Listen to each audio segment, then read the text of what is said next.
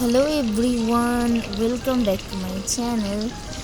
আজকে আমি তোমাদেরকে শেখাবো কিভাবে তেলাপিয়া মাছকে কোনো আদা রসুন বাটা এই জাতীয় মশলা ছাড়াই মজাদার করে রান্না করা যায়।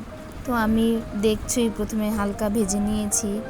এখানে আমি দিয়েছি শুধু পেঁয়াজ বাটা, আর কিচ্ছুই দেইনি। বিলিভ মি, এই তরকারিটা এতটা স্বাদের হয় যা মুখে লেগে থাকার মতো। অনেকে তেলাপিয়া মাছ খেতে চায় না, গন্ধ আসে, এটা সেটা। তো আমি বলবো এই টাইপের গন্ধটা মূলত যখন তোমরা পাও সেটা মাছের ভেতরেই থাকে, ওটা কোনো আদা রসুন দিলেও যায় না। কিছু কিছু গন্ধ আছে খুবই বাজে, তুমি ভালো করে ভাজবে অথবা আদা রসুন বাটা দিবে, জিরা দিবে, কোনোভাবেই যাবে না।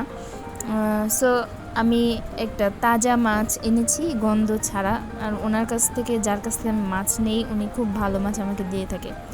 দেখছোই কথা বলতে বলতে এই যে প্রায় শেষ হয়ে এসেছে পেঁয়াজ ভাজা।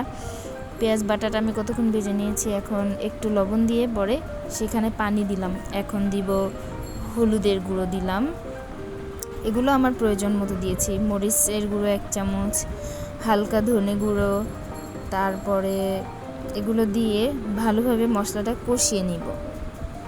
যখন ভালোভাবে কষিয়ে নেওয়া হয়ে যাবে তারপরে আমি এখানে মাছ অ্যাড করে দিব। তো দেখছোই ভালোভাবে কষাচ্ছি, নেড়ে চেড়ে কষিয়ে নিতে হবে যাতে মশলার কোনো গন্ধ রান্নার পরে না আসে। এই জন্য যত সম্ভব ভালো করে কষাতে হবে। যখন তেল উপরে চলে আসবে মশলা থেকে তখন আমি মাছগুলোকে দিয়ে দিলাম। এখানে দেওয়ার পরে মাছটা দিয়ে 2-3 মিনিট এভাবে রেখে দিয়েছি যাতে কষানো মশলাটা মাছের ভেতরে একটু ঢুকে। তো কিছুক্ষণ যখন এইভাবে থাকলো, যাওয়ার পরে আমি এখানে পরিমাণ মতো পানি অ্যাড করে দেব। পানিটা তোমরা তোমাদের পরিমাণ মতো দিবে। আমি চাইছিলাম হালকা হালকা ঝোল থাকুক, গ্রেভিটা আমার অনেক ভালো লাগে, এই জন্য আমি হালকা ঝোল রাখতে চেয়েছিলাম। যাই হোক, কিছুক্ষণ নাড়াচাড়ার পরে তারপরে এখন আমি অ্যাড করতে যাচ্ছি পানি দিয়ে দিলাম। পানিটা দেওয়ার পরে যখন সব কিছু হয়ে যাবে, প্রায় বলক চলে এসেছে, যখন এটা নামিয়ে ফেলবো, নামানোর ঠিক আগের মুহূর্তে আমি দিয়ে দেব এখানে আমার সবচেয়ে প্রিয় ধনে পাতা, যেটা ছাড়া আমার দিন চলেই না।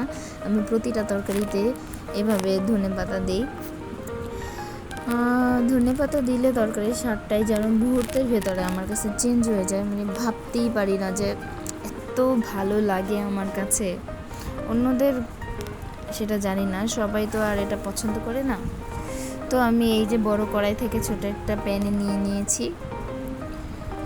শেষ, রেডি, টানটানা।